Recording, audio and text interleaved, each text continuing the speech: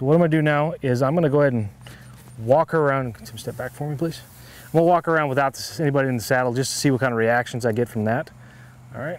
Hopefully it should be just normal walking, which I expected. All right. And what I'm looking for here is just what kind of reaction. Is it the saddle pressures that are causing her? You know, is it a girth issue? You know, a lot of times when horses are kind of like this, they'll have girthy issues, be kind of sensitive about the girth areas, stuff like that. All right. All right. Her back's really bad. All right, she's backing with her head up, back's braced and hollowed out. Okay.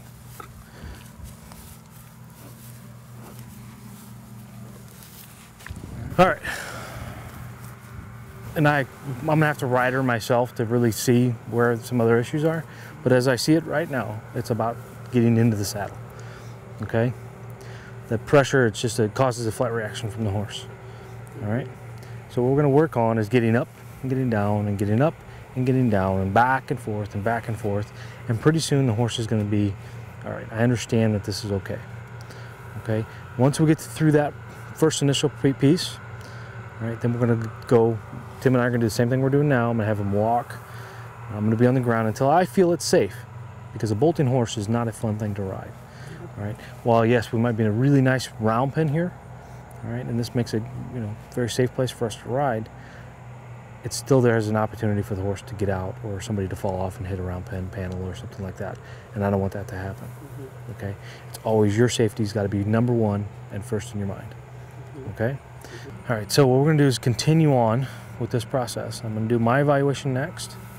All right. I'm going to actually get in the saddle with the horse and see if there's any other issues that I need to work on. And then we're going to sit back down and I'm going to talk to you a little bit more detail about the flight response and why that's so important to deal with. Okay. Okay? So then we get to my evaluation. Okay. All right.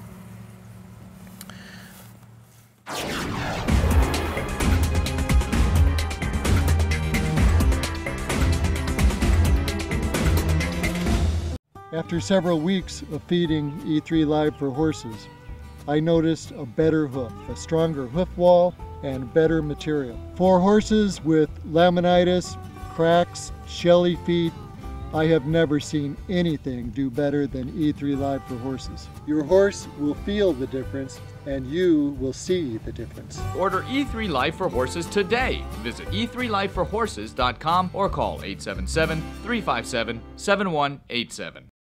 Stop your horse from bucking now. Stop the bucking and start riding again. Equine behavior expert Ryan Gingrich has the solution. His 2-DVD set contains over 2 hours of easy-to-follow proven methods. Train your horse at home today. Order now and get Ryan's 2 bucking DVDs jam-packed with over 2 hours of proven training methods to stop bucking. Plus, if you order right now, we'll give you a 1-month membership to Ryan's Connection Club absolutely free. But wait, that's not all. We will also send you a bonus 1-hour training DVD. Order the Stop Bucking DVD right now. You'll get 2 hours of training instruction on 2 DVDs, a free membership to the Connection Club, and a bonus DVD free. That's 3 DVDs worth over $100, a free 1-month club membership, all for only $29.99. Call now or go online to order at RyanGingrich.com. Call or go online now.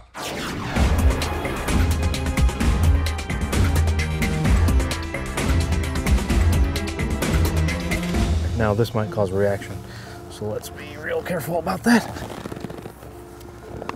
And all I'm doing basically is just making sure that once I get up here that there's not some sort of issue with her being touched, you know, something's going on. Now one thing I really gotta make sure of, that I don't have my body too close to the horn here. If, for instance, my shirt would get hooked on that horn or whatever. So I always make sure that I'm down here in the saddle. My center of gravity is really low. And I'm just kind of petting on her and just loving on her. Because she's a good girl, aren't you? So far, Ryan knows that the horse is very tense when being mounted. Based on the video Linda sent in, he has to be careful not to cause an explosion. But there may be other issues. Flank. Inside flank with my leg.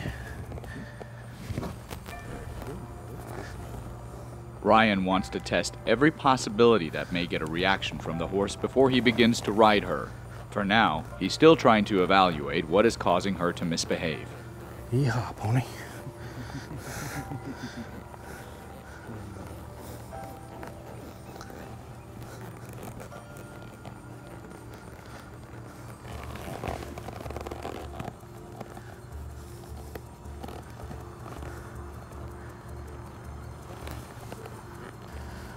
Okay, let's go for a ride. Ryan notices very quickly that Dolly is extremely hyperreactive.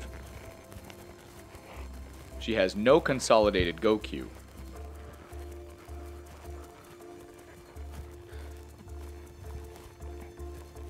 He also notices that she lacks rhythm.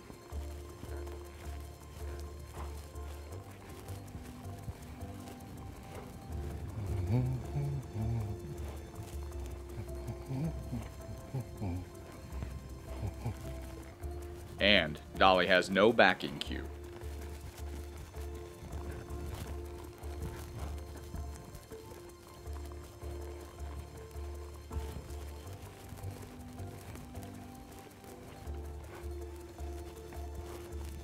Good girl. Good girl. Where you going? Good girl. Now, Ryan, what are you doing right there where you're pulling the rein up and against her neck? Basically what I'm doing is, okay, the way this works, I don't work on lateral movement at all. I don't teach lateral giving or lateral flexion, okay? And the reason is because it breaks down the horse's stop cue. It actually decreases the amount of stop the horse has in its mind, all right? So when his head comes off to the right, like this, my hands no longer can pull this way because I'm actually pulling directly out of line with the horse's neck, right? Right. So what I do is I bring my hands over this way, which keeps it in line with the straightness of the horse's neck. Okay. Okay? What I'm looking for is the horse just simply to bend or put its nose down. Bend in an arc, its entire body, okay? And from head to tail, a nice pretty arc around the circle, but I want his head down, and I want her not to be so hyperreactive with every little thing that I do. Okay? Okay. So the way I do that is not like that. Okay? All right.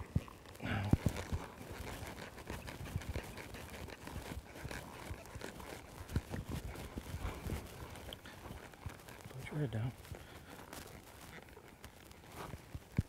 When a horse is that tense, okay, when a horse gets to that tense, his neck's high, his back is hollowed out, and he's moving backwards, the very last thing that you will ever want to do is squeeze that horse to make him go forward, okay? Because what's going to happen is he's not going to go forward, he's going to go up and over, all right? So when I get into that position, the very first thing I do is always pull to the left, all right?